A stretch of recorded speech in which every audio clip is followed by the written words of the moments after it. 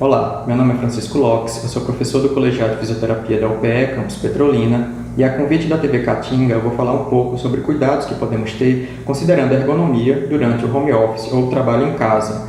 Então serão dadas algumas dicas e sugestões a partir de 3 pontos norteadores. O primeiro ponto diz respeito aos ajustes ergonômicos. Algumas pessoas têm em casa um escritório, com uma mesa adequada e uma cadeira com altura regulável.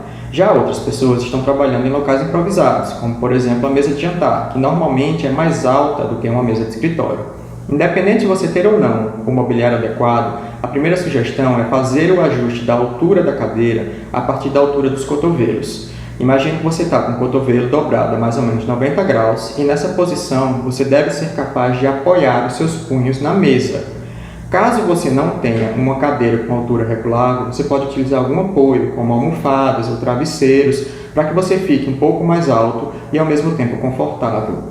Depois de fazer esse ajuste, algumas pessoas não vão conseguir apoiar os pés por completo no chão.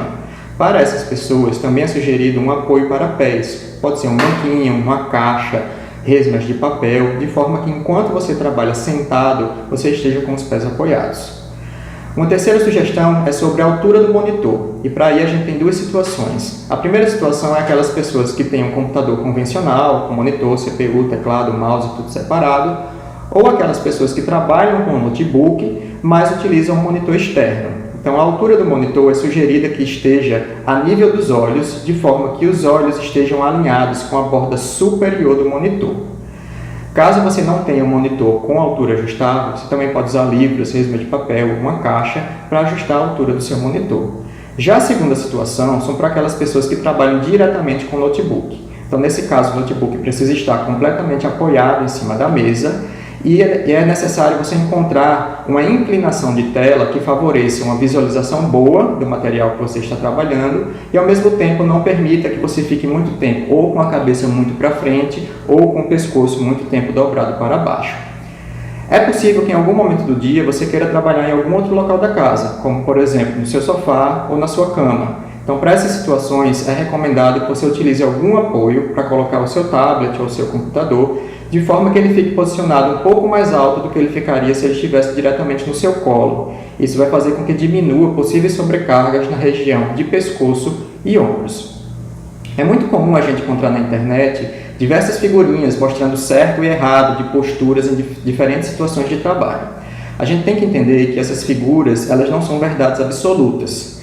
Elas querem dizer, essas figuras ditas como corretas, que na maioria dos casos aquela postura está indicando uma menor sobrecarga durante o trabalho sentado. Então a gente tem que considerar que essas figuras elas podem ser posturas de referência. Você pode começar a trabalhar naquela postura, depois muda sua postura para, por exemplo, uma postura mais relaxada, mas depois de um tempo volta para aquela postura de referência. Caso você trabalhe o dia inteiro naquela postura dita correta, isso não vai impedir que você tenha dores ou desconfortos ao longo do dia. E essas variações de postura que acontecem ao longo do dia, elas são positivas e elas são recomendadas. O segundo ponto norteador diz respeito às pausas. Então, a NR17, a norma reguladora que trata sobre ergonomia, ela recomenda que em situações de trabalho de escritório, para cada 50 minutos trabalhados, tenha-se 10 minutos de repouso. Numa situação de home office ou de trabalho em casa, é possível que essas pausas elas sejam mais flexibilizadas, como por exemplo, a cada 30 minutos trabalhando sentado, você para 5 minutos, ou tentar organizar as suas pausas com alguns afazeres domésticos que você precise fazer, como por exemplo, varrer um cômodo, preparar uma refeição, ajudar uma pessoa na sua casa, auxiliar uma criança que você tenha na sua casa. Essas pausas elas são importantes para dar repouso para aquelas estruturas que possam estar sendo sobrecarregadas enquanto você trabalha sentado. Então, durante as pausas, evite continuar sentado, caminhe, levante, faça alguma atividade que vá movimentar articulações que antes não estavam sendo movimentadas e contrair músculos que antes não estavam sendo contraídos. Dessa forma, você vai conseguir dar efetivamente repouso para aquelas estruturas que estavam constantemente sendo trabalhadas enquanto você realizava suas atividades sentado. Uma dica é com relação à água. Utilize esse momento para realmente se levantar e ir até a sua cozinha e tomar uma água, um café ou fazer um lanche. Muitas vezes a gente deixa a água, ou o café, ou o lanche ao lado do nosso computador. Isso é muito cômodo, mas por outro lado, isso vai fazer com que você fique mais tempo na postura sentada e sem gerar essa variação. Então, deixa aquela garrafinha de água para quando você tiver uma reunião, uma videoconferência, que você sabe que vai precisar ficar mais tempo na frente do computador ou que você não vai poder se ausentar daquele local onde você está. Mas, se não for nesse caso, realmente se levante, vá até a sua cozinha, beba água, um café, para gerar um pouco de variação na sua postura ao longo do dia.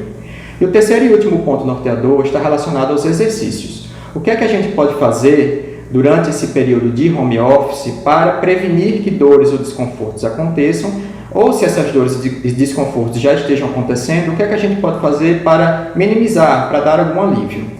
É muito comum a gente ter algumas recomendações de fazer alongamentos durante o período de trabalho. Esses alongamentos eles não vão te fazer mal e eles podem até te dar uma sensação de alívio imediatamente após você realizar esses alongamentos. Mas os estudos eles apontam que esses alongamentos feitos isoladamente, eles não têm a capacidade de, a longo prazo, serem realmente protetores, promoverem uma prevenção para que essas dores, desconfortos ou possíveis lesões aconteçam. O que os estudos apontam como melhor evidência para a prevenção desses desconfortos musculoesqueléticos é realmente a realização de exercícios resistidos, aqueles exercícios que vão promover ganho de força. E esses ganhos de força, eles não têm que estar limitados só, por exemplo, para as regiões de pescoço, ombros e punhos, que são três regiões que existem muito comumente queixas de dores e desconfortos. Esse fortalecimento ele precisa acontecer no corpo todo, também no tronco e também nos membros inferiores. Hoje em dia a gente tem uma diversidade de aplicativos que podem ser utilizados, dando orientações de como fazer exercícios em casa. A gente também tem vários vídeos disponíveis na internet que dão esses tipos de recomendações.